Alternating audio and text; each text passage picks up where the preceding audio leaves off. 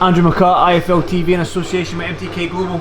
I'm here at the Coliseum Gym in Dublin. With me I've got Deco Geraghty. First and foremost, Deco, how are you, sir? Good. Just enjoying getting back at it. You're back at it? Enjoying getting back at it, trying to lose the old belly. You're hardly, man. You know, I want to just, before we talk about getting back at it, now you're just back from holiday. We spoke a little bit off camera there. Just tell me what you've been up to. Went skiing, fell out my face enough times. I was kind of used to it because it happens to me in the ring, so it was good fun. Yeah, skiing for the first time. Me and the missus went away. A nice break, our 1 year anniversary, so I went away for that.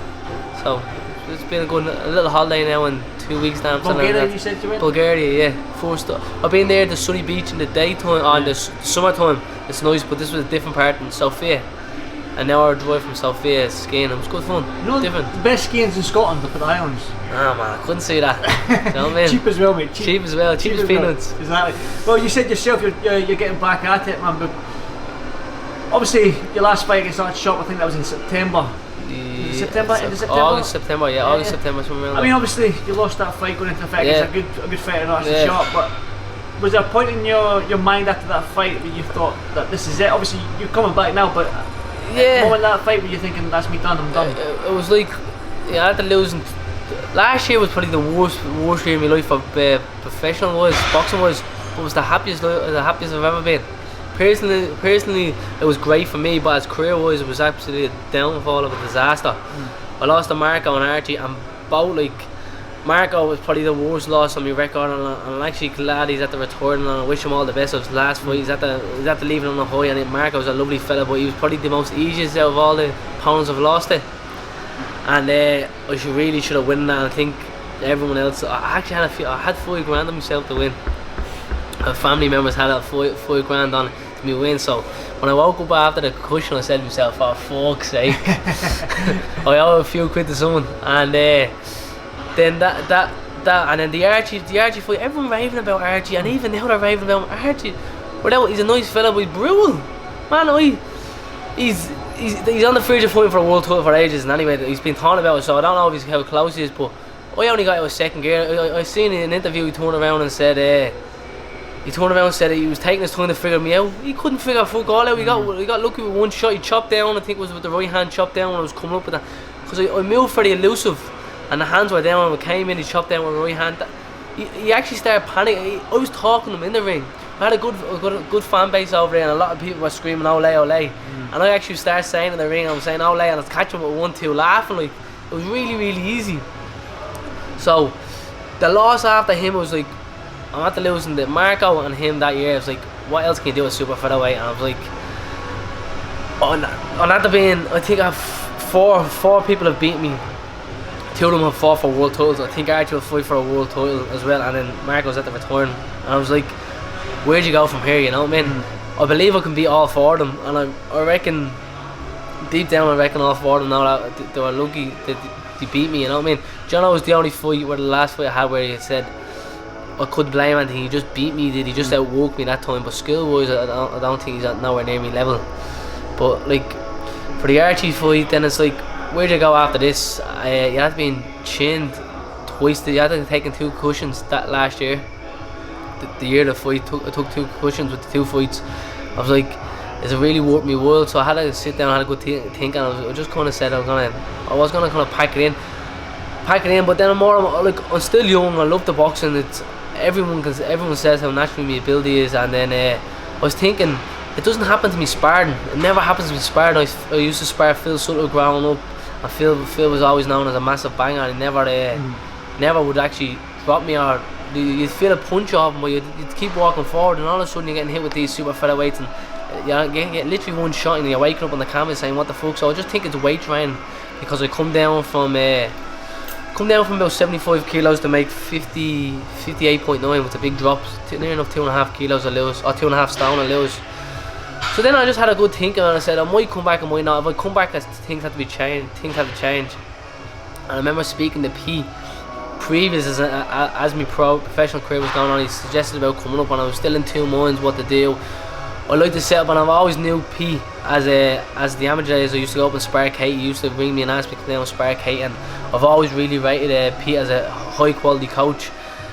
And then when I was trying to be fat, and things were going good in camp. Like when I was training and sparring, everything was flying, and I was just picking up silly, stupid losses. Then after I packed in, I seen Pete on a night out. We had a bit of a chat, and he asked me, "Would you be interested to come up? I'd love me to come up." And I'd say, "Yeah, I will come up." And I've said that previous, like I think the year or two before I come up, but I never actually did go up. And I decided to go up, and then like you have a great stable here. I actually joined just, I think it was the week before the two Tyrone actually joined, but they were up training before me because I was working on so I wasn't up at the time.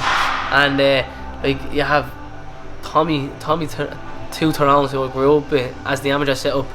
Luke, I've always got along with Luke. Gary was always a bit younger. I actually used to look out for Gary when he was on the team. I remember being a bit younger and I tried to give him a bit of advice because he was older when he was coming up. You have a great setup, and then you have the likes of Sam, and then Tony McGinn is a great southpaw who my dad used to train as well. I used to give him advice as well. And so the 16 professional boxers here, Robert Burke as well, who have been to many trips away as the Irish team as well. It just clicked for me, and I've been up like 3 or 4 times a week. Haven't done a full week on yet, but I've actually gradually brought my fitness up. It's just I'm more waiting to get a fight day, but I want to have a good foundation. I'm back working on technical things, and Pete's working on strength and trying to get conditioning into me. So I was away for a week, and I just took the week off, but obviously skiing's tough on the legs, so I was still active I was. And I'm back now, so I'm looking to get on March. It's just about what weight we're going to fight at. That's what I was going to ask. Obviously, you just said that you basically answered my next question. My next question was going to be, you think obviously these stoppage losses against Malcolm McCullough and Arthur Sharp has been because of the weight drain. Yeah. So you're saying you know what weight you're going to come at. I mean, I was standing next to you there having a chat before when you came up there. You're the same height as me, so like I'm not saying I could never make super featherweight if I ever was a boxer. So lightweight probably not. So you think maybe light welterweight, maybe light welter. I don't know how strong I'll be at light welter. Me and Pete were talking about going light welter, and when I first started talking to him on the night out, I turned around and said about the weight, and the first thing he turned around and said, "Declan, I think you should move up." And I goes, "You know, I wanted to move up for a long time. I just needed someone to push me and say, you know what, move up," because we were always like super featherweight is the best option, where it's probably the fastest we could move up the road. I could make it, but it was just killing me making it. Like the Archie fight, there was actually a journalist in the there was a gym across the hotel we're staying, and there was a journalist who knew me. He said, I did the first interview, first time I ever started journalism was the you and the John fight. So he came up and started talking, and he was actually working in the gym as well as he's still a journalist for journalist as well. He was actually going to me in the Archie fight, and I think I trained 8 times for say from Thursday night to Friday morning to make the weight. And that's where the sweat gear I'm talking about was only losing 0.1 in sessions. To get the guts between 7 to 8 times I trained between Thursday night and Friday morning just to make it. He looked at me and goes, "What's going on here?" Just the weight would not come off me. Just wouldn't come off me. I could make the weight, it's just about what's taking out of me, what's doing it to me. So we said to Pete, I said about moving up, he said, "Yeah, we're just gonna figure it out." I don't know how strong I'll be at light welter. It's only time can tell, you know what I mean? So I don't know if it's lightweight or light welter. I'm 5'10" and a half.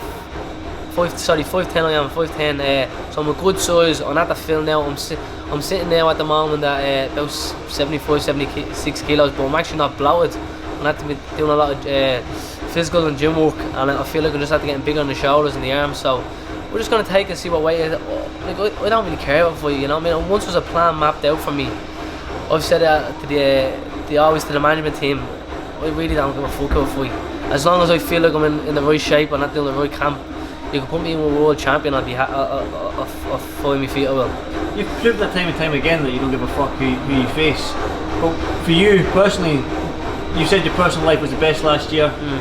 But you personally in the boxing game, what's the end goal for you? What do you want out of this game? I still believe I can win big titles.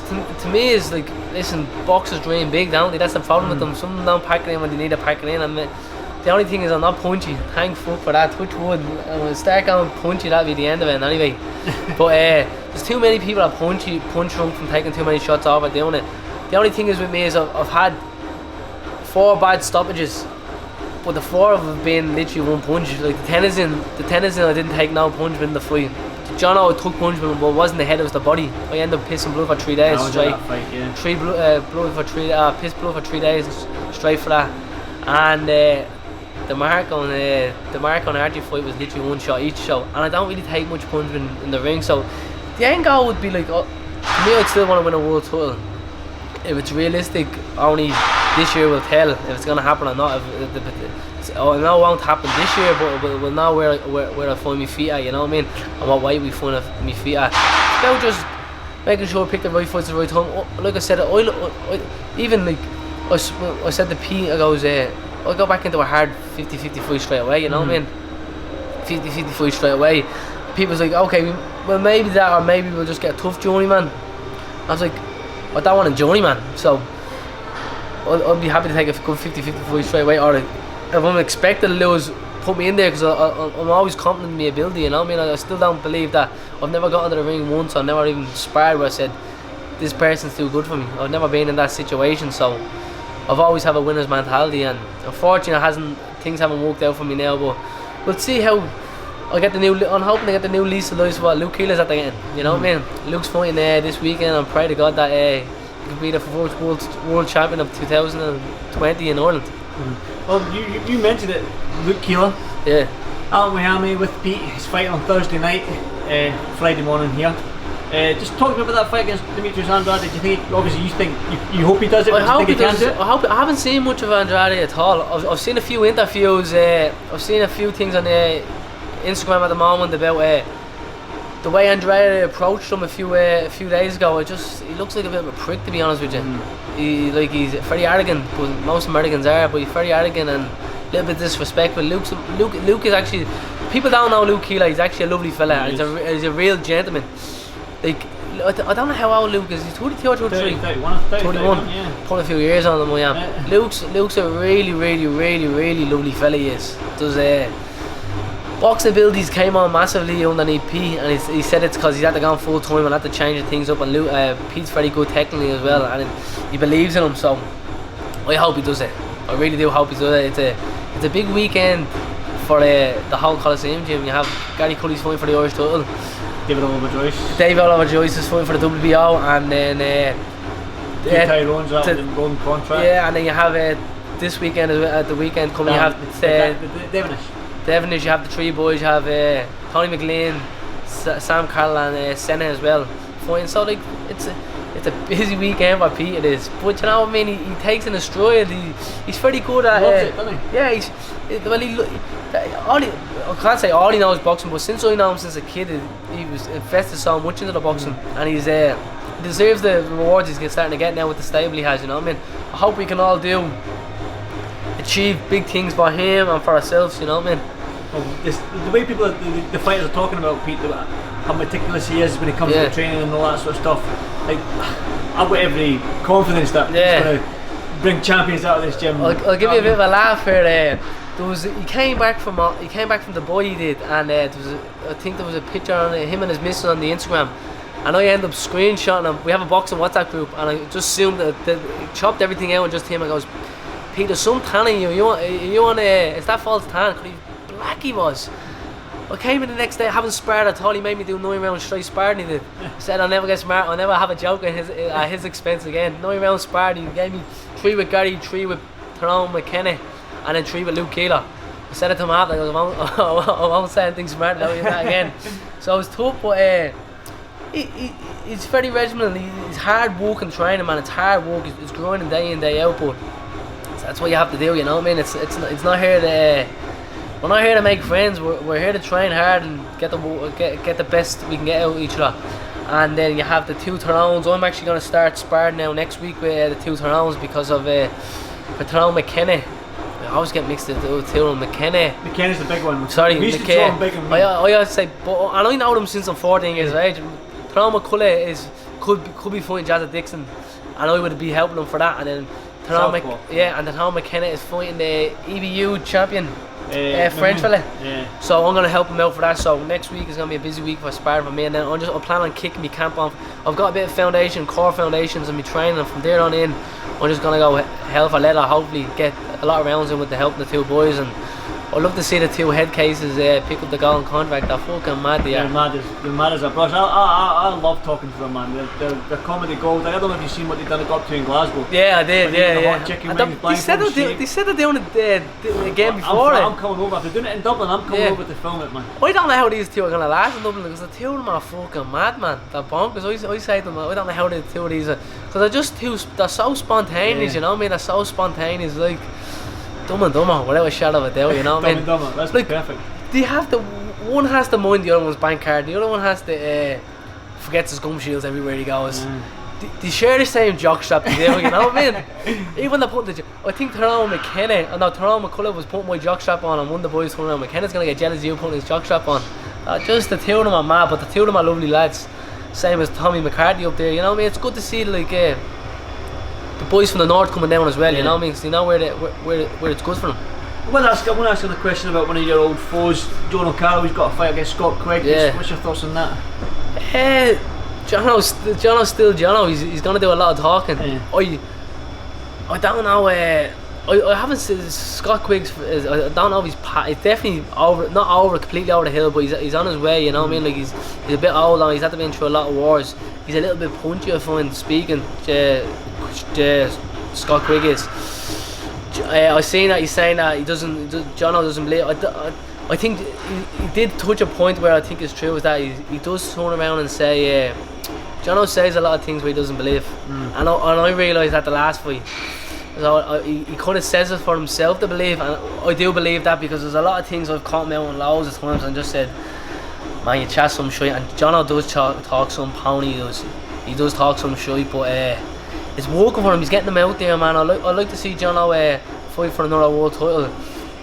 I see he gave me an awful lot of stick before I built up about me doing vlogging and all that. He's copied me and did that, and he got a nice Rolex over in the boy, Jono. I know all about that one. He used to try to slag me about my watches, so I'll say no more. I won't slag it. But I like to see Jono beat him. Yeah, well, I know Jono personally, and he's obviously an Irish boxer, so I'd like to see Jono including an MTK fighter. I'd like to see Jono do it. I think it's going to be a good fight. Jono doesn't punch, but that's one thing Jono doesn't do, and Scott Quigg does punch. You said that to me, he's more of a volume puncher. He's a massive volume puncher, and a brilliant volume puncher. Boxing skill as well. The thing with Albert, what he's doing is, Albert's a great coach for technical wise, and I think Albert would help him bring massive leaps and bounds with his boxing game on.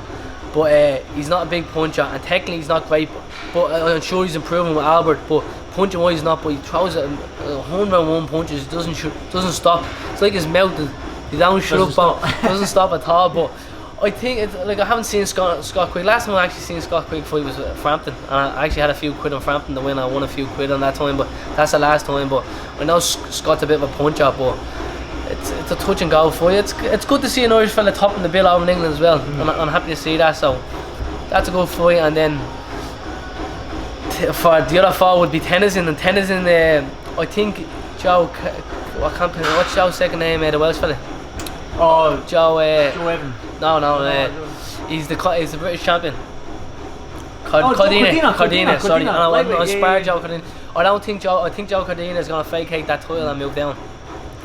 The British title. I think it's the British or Commonwealth. I think it's the British. He's got both, is he not? And well, I know Tennyson's is managing to fight for one of the titles. And anyway, I think Joe Cardina will fake and move down. I think it'd be a good decision for Joe, because Joe's a very good boxer. I've sparred him a long time, and very good boxer. But Tennyson does punch. Tennyson by far is the biggest puncher out of a lot of them.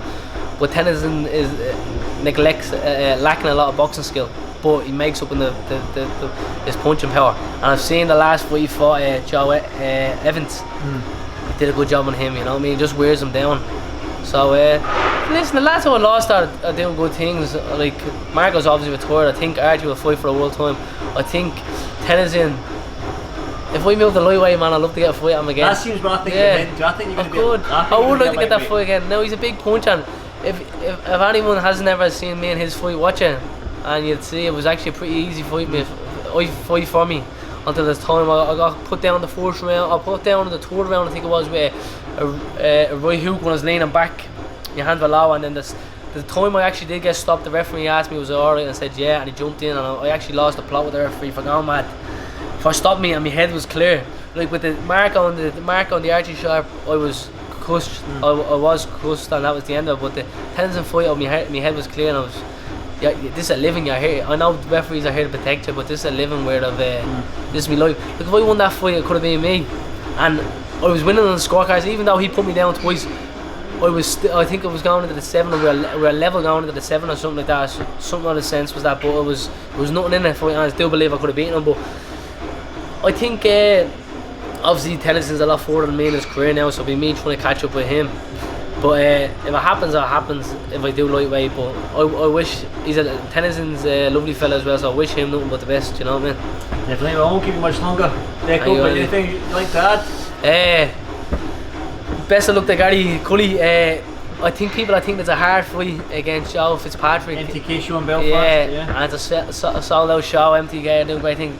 It's actually going to be an easy fight for Gary. I actually think Gary will stop him. So I'm gonna predict it. I'm gonna go. We actually do a YouTube channel as well, Boxing Man. Are you gonna take that? Whoa! Yeah. You're gonna take my IFL spot, are you? Yeah. Nah, not your spot. But just we'll scooch in there beside it. But we have a thing, so I'm gonna actually up and do media work because me and my friend do it. I've set it up, and my friend is gonna run the majority of it. He's doing the definition. So I'm gonna do the first time interview. So if I need a bit of hand, right behind me. You know what I mean? I'll take a few tips off you when I come in. Yeah. So that's it, and then I wish the two Tyrone the best of luck. Tyrone's at probably doing about 15k on the treadmill, I'd say. Oh, he's a machine. He runs like a deer. Yeah, man. He runs like a deer, man. We used to on the Irish team. We used to actually take turns. We do the 800 meters in the track. We used to take turns. Say we did 10 800 meters. Each round we would take turns of who's gonna try to keep him. Like I'd say, okay, I'll try to keep him for one round. That'd be me fucked for the rest of it. Then someone else would try to do it on someone else, but no one could ever beat him. Him and Gary's actually a very good runner as well. And when Tyrone came down, there was a bit of a tension between who's going to be the better runner. Tyrone, what did you beat Gary on the run? What did you beat Gary on by the running? Remember the 20 seconds. 20 seconds. You're hungover, weren't you? No. He's always hungover. He's only actually started to get himself a decent pair of running runners. He used to run on a pair of tennis shoes. Yeah, and they wouldn't even be tired. That's the funny thing, they wouldn't even be tired, and he knows it's the truth. But what? Have to give people a chance. I was telling them we used to take turns to doing the 800s with you, didn't we, in the Irish team? You used to pick something to go for it. Yeah. He's so unusual, man. His technique is unbelievable. It's so difficult to read. I've actually fought Tyrone. Tyrone beat me by a point in the amateur team, which I was robbed. We look at you. Yeah. He beat me. Actually, my left hand was broke before I fought him, and they beat me by a point. And Tyrone, you robbed me that time, didn't you? Yeah. When we fought, you robbed me, didn't you? Yeah. It's on YouTube. So he's so unusual. The technique's so difficult. I don't think people realise that he punches as well, believe it or not. He punches, man. He does punch. No. So he just kicks you with that left hand all day long. He's a cunt. There you go. Let's end it there. Right. That's the point we did it. Deco, as always. Thank you very much, Andy. See my brother, man, and hopefully see you soon. We'll see you Saturday. See you Saturday. Steal my job. Thank you. Cheers, Deco. Gold Star Promotions is proud to present Floyd Money Mayweather. The man himself is coming to the UK for his UK tour, February and March 2020. For all info and tickets, goldstarpromotions.co.uk.